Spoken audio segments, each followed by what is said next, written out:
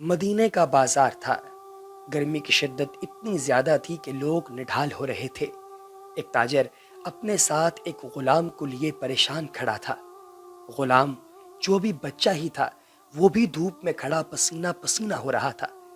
تاجر کا سارا مال اچھے داموں بک گیا تھا، بس یہ غلام ہی باقی تھا جسے خریدنے میں کوئی بھی دلچسپی نہیں دکھا رہا تھا۔ تاجر سوچ رہا تھا کہ اس غلام کو خرید کر شاید اس نے گھاٹے کا سودا کیا ہے۔ اس نے تو سوچا تھا کہ اچھا منافع ملے گا، لیکن یہاں تو اصل لاگت ملنا بھی دشوار ہو رہا تھا۔ اس نے سوچ لیا تھا کہ اب اگر یہ غلام پوری قیمت پر بھی بکا تو وہ اسے فوراً بیچ دے گا۔ مدینہ کی ایک لڑکی کی اس غلام پر نظر پڑی تو اس نے تاجر سے پوچھا کہ یہ غلام کتنے کا بیچو گے؟ تاجر نے کہا کہ میں نے اتنے میں لیا ہے اور اتنے کا ہی دے دوں گا۔ اس لڑکی نے بچے پر ترس کھاتے ہوئے اسے خرید لیا۔ تاجر نے بھی خدا کا شکر ادا کیا اور واپسی کی راہ لی۔ مکہ سے ابو حذیفہ مدینہ آئے تو انہیں بھی اس لڑکی کا قصہ معلوم ہوا۔ لڑکی کی رحم دلی سے متاثر ہو کر انہوں نے اس کے لیے نکاح کا پیغام بھیجا جو قبول کر لیا گیا۔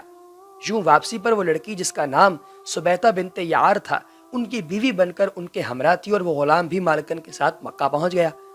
ابو حذیفہ مکہ آ کر اپنے پرانے دوست حضرت عثمان ابن عفان رضی اللہ تعالیٰ عنہ سے ملے تو انہیں کچھ بدلا ہوا پایا اور ان کے رویے میں سرد مہری محسوس کی۔ انہوں نے اپنے دوست سے استفسار کیا کہ عثمان، یہ سرد مہری کیوں؟ تو عثمان بن عفان نے جواب دیا کہ میں نے اسلام قبول کر لیا ہے اور تم ابھی تک مسلمان نہیں ہوئے، تو اب ہماری دوستی کیسے چل سکتی ہے؟ ابو حذیفہ نے کہا تو پھر مجھے بھی سرکار دو عالم صلی اللہ علیہ وآلہ وسلم کے پاس لے چلو اور اس اسلام میں داخل کر دو جسے تم نے قبول کر لیا ہے۔ چنانچہ حضرت عثمان بن عفان رضی اللہ تعالیٰ عنہ نے انہیں نبی پاک علیہ السلام کی خدمت میں پیش کیا اور وہ کلمہ پڑھ کر دائرہ اسلام میں داخل ہو گئے۔ گھر آ کر انہوں نے اپنی بیوی اور غلام کو اپنے مسلمان ہونے کا بتایا تو ان دونوں نے بھی کلمہ پڑھ لیا۔ حضرت ابو حذیفہ رضی اللہ تعالیٰ عنہ نے اس غلام سے کہا کہ چونکہ تم بھی مسلمان ہو گئے ہو اس لیے میں اب تمہیں غلام نہیں رکھ سکتا، لہٰذا میری طرف سے اب تم آزاد ہو۔ غلام نے کہا آقا، میرا اب اس دنیا میں آپ دونوں کے سوا کوئی نہیں ہے، آپ نے مجھے آزاد کر دیا تو میں کہاں جاؤں گا؟ حضرت ابو حذیفہ نے اس غلام کو اپنا بیٹا بنا لیا اور اپنے پاس ہی رکھ لیا۔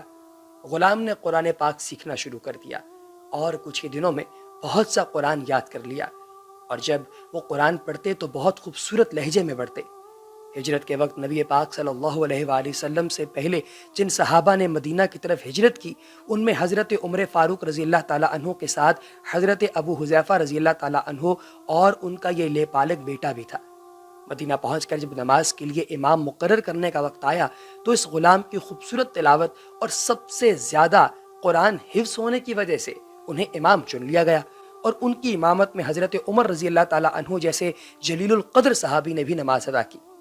مدینہ کے یہودیوں نے جب انہیں امامت کرواتے دیکھا تو حیران ہو گئے کہ یہ وہی غلام ہے جسے کوئی خریدنے کے لیے تیار نہیں تھا، آج دیکھو اسے کتنی عزت ملی کہ مسلمانوں کا امام بنا ہوا ہے۔ اللہ پاک نے انہیں خوشگلو اس قدر بنایا تھا کہ جب آیت قرآنی تلاوت فرماتے تو لوگوں پر ایک محویت طاری ہو جاتی اور راگیر ٹھڑک کر سننے لگتے۔ ایک دفعہ ام المؤمنین حضرت اما عائشہ صدیقہ سلام اللہ علیہا کو رسول اللہ صلی اللہ علیہ وآلہ وسلم کے پاس حاضر ہونے میں دیر ہوئی۔ آپ صلی اللہ علیہ وآلہ وسلم نے توقف کی وجہ پوچھی تو بولی کہ ایک قاری تلاوت کر رہا تھا، اس کے سننے میں دیر ہو گئی، اور خوش الحانی اس قدر اتنی زبردست اتنی خوبصورت کہ اس تعریف کرتے ہوئے نہیں تھک رہی تھی۔ تلاوت جب سرکار دو عالم علیہ السلام نے سنا تو آپ علیہ السلام نے خوش ہو کر فرمایا کہ اللہ پاک کا شکر ہے کہ اس نے تمہارے جیسے شخص کو میری امت میں امام بنایا جس کی تلاوت تمام لوگ سنتے ہیں۔ سرکار نے خود ان کے پاس جا کر یہ فرمایا۔ کیا آپ جانتے ہیں کہ یہ خوش قسمت صحابی کون تھے؟ ان کا نام حضرت سالم رضی اللہ تعالیٰ عنہ تھا، جو سالم مولا اور ابو حذیفہ کے نام سے مشہور تھے۔ انہوں نے جنگ موطا میں جام شہادت نوش کیا۔ اللہ کی کروڑہ رحمتیں ہوں ان پر، سبحان اللہ۔